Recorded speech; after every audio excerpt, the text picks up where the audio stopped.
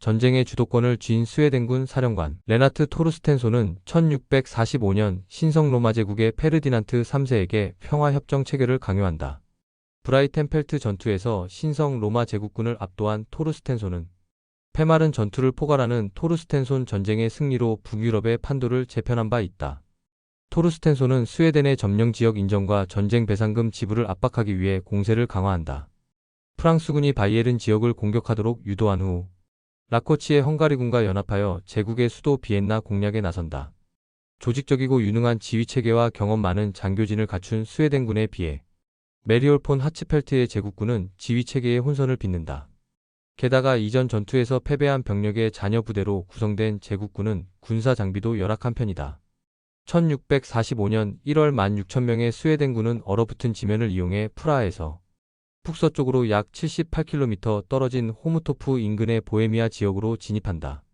스웨덴군은 2월 18일 풀젠 근처의 동계 주둔지를 형성한 제국군의 서쪽으로 약 18km 떨어진 곳을 지나친다. 프라하 방어에 주력한 하츠펠트는 스웨덴군의 의도를 알 수 없자 불타바 강을 따라 추적에 나선다. 거친 물에서 유래한 불타바 강은 보헤미아를 가로질러 프라하를 관통한다. 갑작스러운 한파로 강이 얼어붙자 토르스텐손은 프라하에서 약 60km 남쪽의 스타레 세들로 근처에서 불타바 강을 건넌다. 토르스텐손의 뒤를 쫓아 프라하 남쪽의 타보르에 도착한 하츠펠트는 3월 4일 스웨덴 기병대와 마주한다.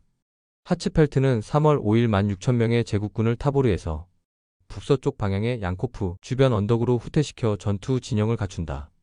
양카우와 타보르 간의 거리는 약 25km로 보병과 기병이 하루 안에 이동할 수 있다. 불타바 강 근처에 위치한 양카우는 언덕과 숲으로 둘러싸여 전투를 준비하기 좋은 지역이다. 하츠펠트는 스웨덴군의 우수한 포병 전력을 상쇄하기 위해 방어에 유리한 지형을 고른다. 게을로 보호되어 접근이 어려운 곳에 중앙군을 배치하고 가파른 경사와 깊은 숲이 우익을 지키도록 한다.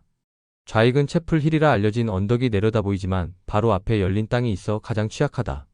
제국군의 허점을 인지한 토르스텐손은 3월 5일 오전 6시 양카우 전투를 감행한다. 로버트 더글라스의 부대가 제국군 우익을 향해 페인트 작전을 펼치는 동안 스웨덴군의 주력은 좌익을 노린다.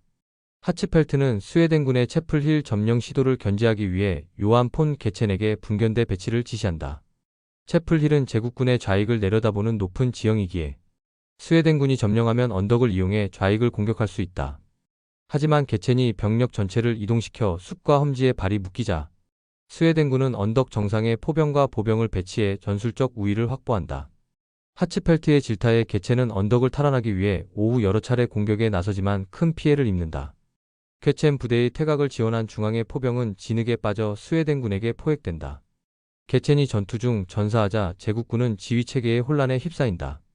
스웨덴군과의 거리가 너무 가까워 안전한 퇴각이 불가능하다고 판단한 하츠펠트는 해가 질 때까지 기다린다.